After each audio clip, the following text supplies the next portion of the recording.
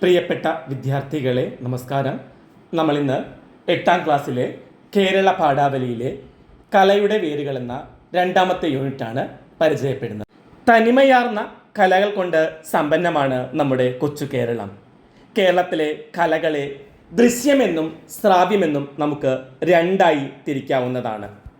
വീര കഥാഖ്യാനങ്ങളായ വടക്കൻ പാട്ടുകളും തെക്കൻ പാട്ടുകളും സാമാന്യ ഗാനശാഖയിലാണ് പെടുന്നത്. ദേവതാസ്തുതി രൂപത്തിലുള്ള പാട്ടുകൾ, തിരുവാതിരക്കളി, കുമ്മി, കോലാട്ടം തുടങ്ങിയ വിനോദങ്ങൾക്കുള്ള പാട്ടുകൾ, വഞ്ചിപ്പാട്ടുകൾ എന്നിവയെല്ലാം ഈ വിഭാഗത്തിലാണ് പെടുന്നത്. ദൃശ്യകലകളിൽ വരുന്നവയാണ് കഥകളി, മാർഗംകളി, തിരുവാതിര, ഒപ്പന, തെയ്യം, പടയണി മുതലായവയെല്ലാം. പ്രവേശക പ്രവർത്തനമായി നമുക്ക് തന്നിരിക്കുന്നത് കേരളത്തിലെ ചില കലാരൂപങ്ങളുടെ ചിത്രങ്ങളാണ്. ഇവ ഏതെല്ലാമെന്ന് കണ്ടെത്തി പട്ടിക പൂർത്തിയാക്കാനാണ് പറഞ്ഞിരിക്കുന്നത്. ഈ ചിത്രങ്ങളിൽ കാണുന്നത് തെയ്യം, മാർഗംകളി, പടയണി, ഒപ്പന, പുലികളി, യക്ഷഗാനം, വിൽപ്പാട്ട് എന്നിവയാണ്. മറ്റു കലാരൂപങ്ങൾ കണ്ടെത്തി പട്ടിക പൂർത്തിയാക്കാൻ പറഞ്ഞിട്ടുണ്ട്. മറ്റുള്ള കലാരൂപങ്ങളുടെ പേരുകൾ പറഞ്ഞു തരാം.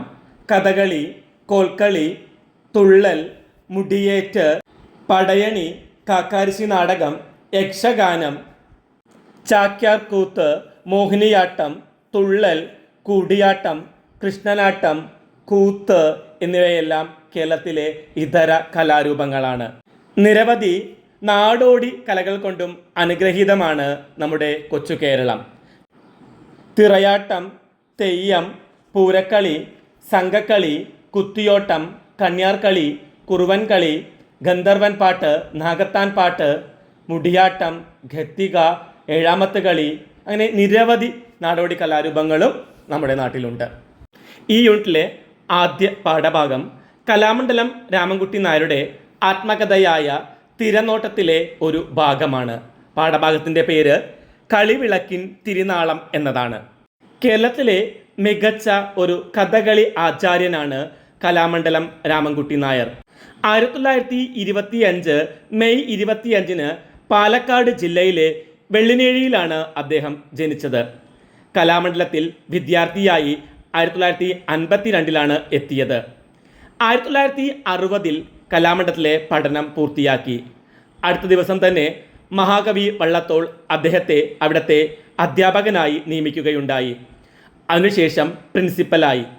1987 കലാമണ്ഡലത്തിൽ നിന്ന് വിരമിച്ചു. സുപ്രസിദ്ധരായ നിരവധി കഥകളി നടന്മാർ അദ്ദേഹത്തിൻ്റെ ശിഷ്യന്മാരാണ്. പത്മഭൂഷൺ നൽകി രാജ്യം അദ്ദേഹത്തെ ആദരിച്ചിട്ടുണ്ട്. കേരള സംഗീത നാടക അക്കാദമി അവാർഡ്, കേന്ദ്ര സാഹിത്യ അക്കാദമി അവാർഡ് മുതലായ നിരവധി അവാർഡുകളും ലഭിച്ചിട്ടുണ്ട്. 2013 മാർച്ച് 11 അദ്ദേഹം അന്തരിച്ചത്. വിശ്വകലയെന്ന് വിശേഷിപ്പിക്കാവുന്ന ലോക പ്രസിദ്ധമായ കേരളീയ ദൃശ്യകലയാണ് കഥകളി. സാഹിത്യം, സംഗീതം, നൃത്തം, നാട്യം തുടങ്ങിയ സുന്ദര കലകളുടെ സമഞ്ജസ സമ്മേളനമാണ് കഥകളിയെ ഈ ലോകോത്തര പദവിയിലേക്ക് എത്തിച്ചത്. കലാമണ്ഡലം രാമൻകുട്ടി നായരുടെ ആത്മകഥയിലെ ഒരു ഭാഗമാണ് പഠിക്കാനുള്ളത്. അദ്ദേഹത്തിൻ്റെ ആത്മകഥയുടെ പേര് തിരനോട്ടം എന്നാണ്. കലാമണ്ഡലം രാമൻകുട്ടി നായർ കുട്ടിക്കാലത്ത് കഥകളി കാണാൻ പോയതും തുടർന്നുണ്ടായ രസകരമായ ഒരു അനുഭവവുമാണ് ഈ ആത്മകഥാഭാഗത്ത് വിവരിക്കുന്നത്. കുട്ടിക്കാലത്ത് കണ്ട കഥകളി വേഷങ്ങൾ പിൽക്കാലത്ത് തൻ്റെ കലാജീവിതത്തിന് പ്രചോദനമായും എന്നും അദ്ദേഹം ഓർക്കുന്നു. ചെറുപ്പത്തിലെ തന്നെ കഥകളി കാണാൻ അദ്ദേഹത്തിന് വലിയ സന്തോഷമായിരുന്നു. മറ്റു കുട്ടികളെ പോലെ തന്നെ കളിവിളക്കിന് മുന്നിൽ തന്നെ വലിയ ഉത്സാഹത്തിൽ തിക്കി തിരക്കി അദ്ദേഹം ചെന്നിരിക്കുമായിരുന്നു. കഷ്ടിച്ച് കഥ തുടങ്ങാറാവുമ്പോഴേക്കും ഉറങ്ങിയിട്ടുണ്ടാകും. കഥകളി കാണാൻ വളരെയധികം ഇഷ്ടമായിരുന്നു. പക്ഷേ കഥകളി തുടങ്ങുമ്പോഴത്തേക്കും അദ്ദേഹം ഉറങ്ങിയിട്ടുണ്ടാവും. എങ്കിലും അന്നത്തെ ചില കഥകളി വേഷങ്ങൾ അദ്ദേഹത്തിൻ്റെ ഉള്ളിൽ ഇന്നും മായാതെ കിടക്കുന്നുണ്ട്. പരോക്ഷമാണെങ്കിലും അത് പിൽക്കാലത്ത് എനിക്ക് പ്രചോദനമായിട്ടുണ്ടാകും. അപ്പോൾ അദ്ദേഹത്തിന് തൻ്റെ കുട്ടിക്കാലത്ത് കണ്ട കഥകളി പലതരത്തിലും സ്വാധീനിച്ചിട്ടുണ്ട് എന്നാണ് പറയുന്നത്. കുട്ടിക്കാലത്ത് ഞാൻ കണ്ട കഥകളി വേഷങ്ങളിൽ എന്നെ ഏറ്റവും കൂടുതൽ ആകർഷിച്ചത് ഹനുമാൻ വേഷമാണ്. അദ്ദേഹത്തിന് മനസ്സിൽ ഇപ്പോഴും മായാതെ കിടക്കുന്ന ഒരു കഥകളി വേഷമായിരുന്നു ഹനുമാന്റെ വേഷം. അപ്പം കഥകളി വേഷങ്ങൾ ഏതൊക്കെയാണ് നിങ്ങൾക്കറിയാമോ? പച്ച, കത്തി, കരി, താടി, മിനുക്ക് എന്നിവയൊക്കെയാണ് കഥകളിയിലെ വേഷങ്ങൾ. ഏതെല്ലാമാണ്? പച്ച, കത്തി, കരി, താടി എന്നിവ. ഹനുമാൻ ഏത് വേഷമായിരിക്കും? താടി വേഷമാണ് ഹനുമാൻ. അതിൽ തന്നെ വെള്ളത്താടി വേഷമാണ് ഹനുമാൻ്റേത്. ഒരിക്കൽ ഉത്സവക്കളിക്ക് കൂട്ടുകാരുമൊത്ത് അരങ്ങിന് മുന്നിൽ ചെന്നിരുന്നു.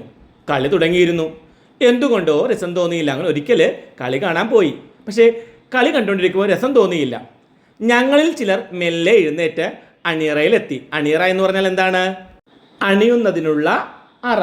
അതായത് നടീനടന്മാർ അണിഞ്ഞൊരുങ്ങാനുള്ള ഇടമാണ് അണിയറ.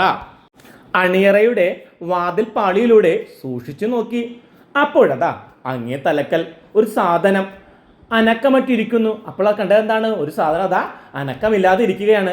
നിലവിളക്കിൻ്റെ മങ്ങിയ വെളിച്ചത്തിൽ അത് കണ്ണടച്ചാണോ തുറന്നാണോ ഇരുന്നിരുന്നത് എന്ന് പോലും ഞങ്ങൾക്ക് വ്യക്തമായിരുന്നില്ല. നിലവിളക്കിൻ്റെ വെളിച്ചം മാത്രമേ അവിടെ ഉണ്ടായിരുന്നുള്ളൂ. അതുകൊണ്ട് തന്നെ അയാൾ ഉറങ്ങുകയാണോ കണ്ണ് തുറന്നിരിക്കുകയാണോ എന്നൊന്നും എനിക്ക് മനസ്സിലായില്ല. ആശാരി കോപ്പൻ എന്ന പേരിൽ പ്രശസ്തനായ കോപ്പൻ നായരുടെ ഹനുമാനായിരുന്നു അത് എന്ന് പിന്നീട് മനസ്സിലായി. അപ്പോൾ അദ്ദേഹം ആരായിരുന്നു? ആശാരി കോപ്പൻ എന്ന പേരിൽ പ്രശസ്തനായിട്ടുള്ള കോപ്പൻ നായരുടെ ഹനുമാൻ വേഷമായിരുന്നു അത്. ഏതായാലും ഞങ്ങൾക്ക് രസം മൂത്തു.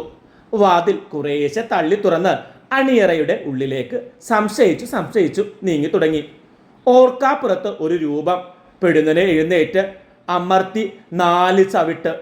വേഷം ഏകദേശം അരങ്ങത്ത് പ്രവേശിക്കാറായി എന്ന് മനസ്സിലാക്കിയ ആശാൻ ഒന്ന് എഴുന്നേറ്റ് നിന്ന് കഥകളി സമ്പ്രദായത്തിൽ മടം പിടിച്ച് ഒരു ചുറുചുറുക്ക് വരുത്തിയതാണ്.